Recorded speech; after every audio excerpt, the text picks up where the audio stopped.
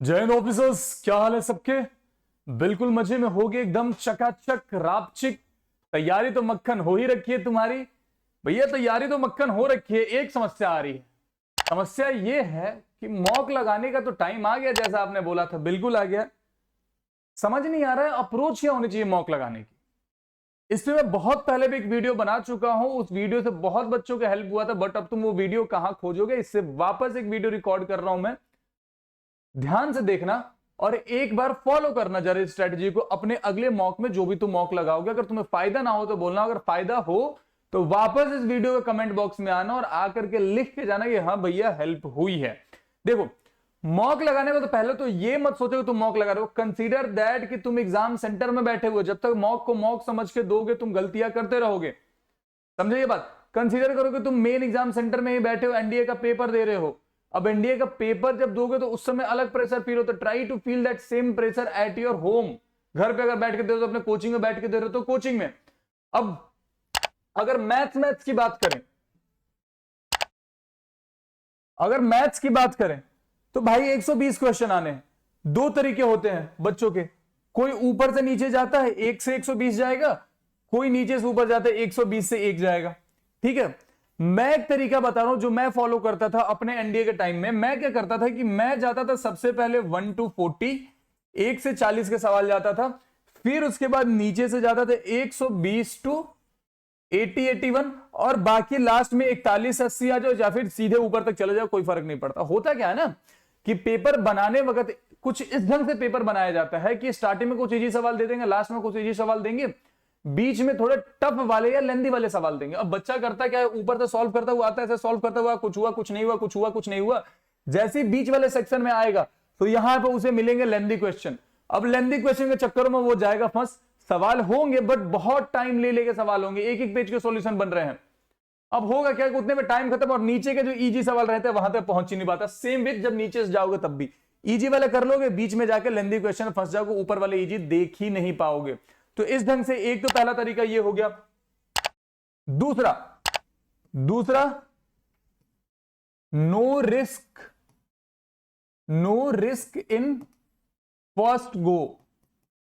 अरे फर्स्ट गो सेकंड गो क्या होता है? फर्स्ट गो सेकंड गो का मतलब जब तुम स्टार्टिंग में पेपर सॉल्व कर रहे हो 1 से लेकर के 120 तक, ऐसे 3 पार्ट में बांट के, तो तुम्हें स्टार्टिंग में एक भी तुक्का नहीं मारना है। जैसे होता क्या है ना कि A B C D 4 option हो गए भैया, सी और डी तो नहीं होगा, ये हमने एलिमिनेट कर लिया पहले ही। अब ए और बी में से कोई एक बचता है ना, तो हम अपने मन से किसी एक पे टिक मार देते हैं यहीं पे। अगर ऐसा कोई सवाल फंसता है तो सवाल पे ना मार्किंग करके रख लो, लेकिन अभी इसका आंसर मार्क नहीं करना है, ये बात ध्यान में रखो। मार्किंग करके रख लो और आंसर मार्क कर लो। कुछ सवाल ऐसे भी होते हैं जिसको तुम सॉल्व करते हुए जा रहे हो, सॉल्व करते हुए जा रहे हो, लास्ट में कहीं जाके कैलकुलेशन का एरर हो रहा है, लास्ट में कहीं जाके कैलकुलेशन का एरर हो रहा है जिसके कारण आंसर नहीं आ रहा, तो उस समय उस सवाल को भी मार्क करके रख लो, उस समय उस सवाल को भी मार्क करके रख लो। अब 120 तक जब तुमने सारे सवाल देख लिए हैं, 120 तक सारे सवाल देख लिए हैं, तुम क्या करोगे? 2.5 घंटे का टाइम लगा करके चल रहे हो तो या तो 2 आवर कंसीडर करो या 120 क्वेश्चन कंसीडर करो। कहने का मतलब यह है कि या तो जैसे 2 घंटे कंप्लीट हो गए, या तो जैसे 2 घंटे कंप्लीट हो गए तुम ओएमआर कलर करना स्टार्ट कर देना, ओएमआर कलर करना स्टार्ट कर देना 2 घंटे कंप्लीट हो गए। या अगर मान लो 2 घंटे से पहले ही तुमने 1-1.5 घंटे में अगर तुमने 120 के 120 क्वेश्चन देख लिए तो ओएमआर कलर करना स्टार्ट कर देना। अब ओएमआर कलर करने के बाद तुम क्या करोगे, एक बार काउंट करोगे ओएमआर, ओएमआर काउंट करना। अगर तुम 50+ क्वेश्चन अटेम्प्ट कर पाए हो, 50+ क्वेश्चन अटेम्प्ट कर पाए हो तो एक भी तुक्का नहीं मारना है। तुक्का नहीं मारना है इन द सेंस कि ये ए बी सी डी वाले जिसमें ये सी और डी एलिमिनेट हुए थे, ए बी बचे हुए थे, इस सवाल को भी छोड़ देना है, नहीं मारना, रिस्क बिल्कुल ही नहीं लेना है। क्योंकि 50 क्वेश्चन बहुत हो चुके हैं तुम्हारे। तुम्हें करना क्या, अगर टाइम बचा भी है तो तुम क्या करोगे, तुम वो सवाल ढूंढोगे जिनका सॉल्यूशन लेंदी हुआ करता था, जो तुमने स्टार्टिंग में छोड़ दिया था कि लेंदी सॉल्यूशन है लास्ट में देखूंगा, तब टाइम बचा है, तुम लेंदी सॉल्यूशन वालों को पकड़ोगे जिसका तुम्हें पता है कि तुम सॉल्यूशन निकाल लोगे लेंदी प्रोसेस से। अब लेंदी प्रोसेस आया, तुम उसके 5 सवाल भी अगर कर पाते हो, इतना टाइम है, तो ये 55+ पे तुम पहुंच जाओगे। 55+ क्वेश्चन भी बहुत होते हैं। मैं सबसे बेसिक वाले कंडीशन की बात कर रहा हूं। 70, 75, 80 क्वेश्चन तक भी आराम से किए जा सकते हैं। जिनका मैथ्स वीक है, एवरेज है, उनके लिए ये तरीका है, क्योंकि एवरेज वाला अगर अच्छा कर लेंगे तो अच्छा वाला तो और अच्छा कर ही लेंगे। ठीक है, अब ध्यान से समझो, अगर कोई बच्चा है कि फर्स्ट गो के बाद अगर कोई फर्स्ट गो के बाद केवल 30 क्वेश्चन ही कर पाया है, केवल 30 क्वेश्चन ही कर पाया है, 30 से भी नीचे क्वेश्चन किए उसने, 30 से भी नीचे क्वेश्चन किए मैथ्स में, तो वो क्या करेगा भाई, उससे ये ए बी सी डी वाले क्वेश्चन पर रिस्क लेना पड़ेगा। किसी एक पे थोड़ा सा सोच विचार कर लो, अगर एलिमिनेट कर पाए तो ठीक है, नहीं तो किसी एक पे तो मार्क करोगे, ठीक है। लेंदी क्वेश्चन वालों को पकड़ोगे, यहां से निकालोगे। तुम कोशिश करना कि समवेयर राउंड अगर 30 के आसपास हो तो 45 तक कैसे भी पहुंच जाओ, 45 क्वेश्चन तक कैसे भी पहुंच जाओ। होता क्या है कि जब फर्स्ट गो में कोई तुम सवाल करते हो, जब फर्स्ट गो में कोई सवाल करते हो तो उसमें गलत होने के चांसेस बहुत कम होते हैं, अगर बिना रिस्क लिए बिना तुक्के के कर रहे हो तो।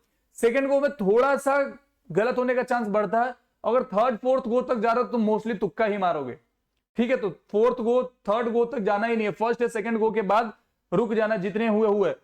एक्यूरेसी पे ध्यान देना, नंबर ऑफ क्वेश्चंस पे ध्यान नहीं देना है।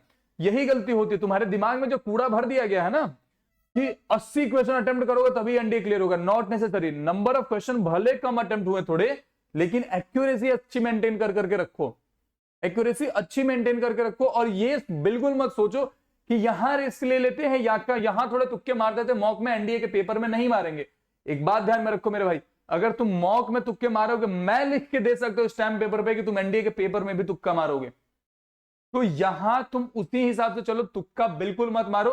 और उसके बाद ओएमआर कलर करते वक्त ध्यान रखना, ओएमआर कलर करने वक्त बिल्कुल अच्छे से ध्यान रखना कि एक भी सीरीज गलत ना हो, और ओएमआर पे ही टेस्ट सॉल्व करना, समझे। ये नहीं कि टिक मारते हुए चले गए, ओएमआर पे सॉल्व करोगे, तुम्हारे हाथ बैठे रहेगा ओएमआर पे, ठीक है। तो इस हिसाब से मॉक लगाओ। ये हो गया मॉक लगाने का तरीका। मॉक एनालाइज कैसे करना है उसका मैं एक सेपरेट वीडियो बना दूंगा, नहीं तो ये वीडियो बहुत लंबी चली जाएगी। एक बार इस तरीके से मॉक लगा करके देखो, एनालिसिस में मैं दूसरा एक वीडियो बना दूंगा। तब तक के लिए जहां हो हंसते रहो, खेलते रहो, मुस्कुराते रहो, पढ़ाई रेगुलर करते रहो, स्ट्रेस फ्री रहो, अपना ख्याल रखो, and have faith in yourself, you are going to make it this time. तब तक के लिए जय हिंद।